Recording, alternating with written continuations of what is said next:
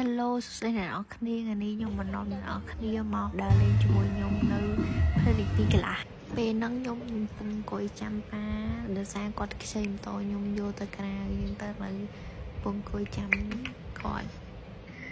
មុនដំបូងខ្ញុំទៅញ៉ាំអីនៅហាងការ៉េមួយកន្លែងដែល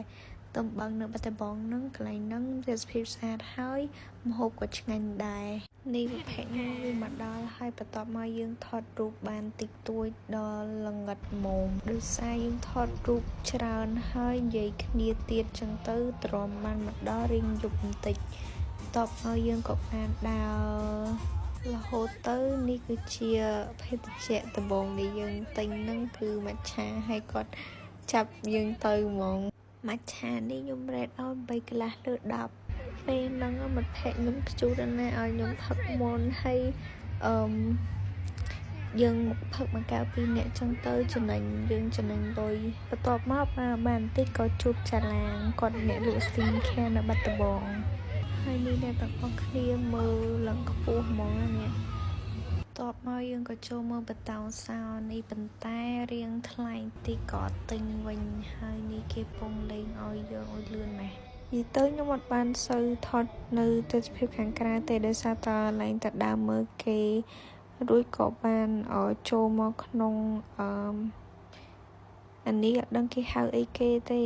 ប៉ុន្តែពួកខ្ញុំបានថតនៅកន្លែងហ្នឹងរៀងយូរដែរដោយសារតែឃើញកន្លែងហ្នឹងស្អាតនៅថតចិត្ត1ម៉ោងដែរពេលហ្នឹងទ្រាំតែបានរូបស្អាតមិញដែលខ្ញុំឲ្យអ្នកនរគ្នាមើលហ្នឹងពេលចេញពីហ្នឹងពួកខ្ញុំក៏បានដើរទៅក៏ឃើញកន្លែងគំនូរនេះស្អាតប៉ុន្តែរៀងថ្លៃបន្តិចចឹងទៅពួកខ្ញុំក៏អត់បានទិញតែនេះមានកន្លែងប្លង់ថតកញ្ចក់មួយទៀតពេលដើរជួបយៈទៅក៏សុំយៈថតបន្ទាប់មកយើងក៏ដើរទៅម៉ូតូវិញប៉ុន្តែឃើញខ្ញុំកាន់អីហ្នឹងអាហ្នឹងខ្ញុំទិញកន្លះឲ្យម៉ាក់ប៉ាខ្ញុំប៉ុន្តែខ្ញុំភ្លេចថតដោយសារតែភ្លេចហើយក៏ឃើញនេះអូនេះរងទៅក៏ថតតិចពេលដើរចេញទៅវិញក៏ជួបបងស្រីទីនៅចិត្តបន្ទប់ទឹកហើយក៏សុំគាត់ថតបន្ទាប់មកខ្ញុំទៅផ្ទះវិញហើយបា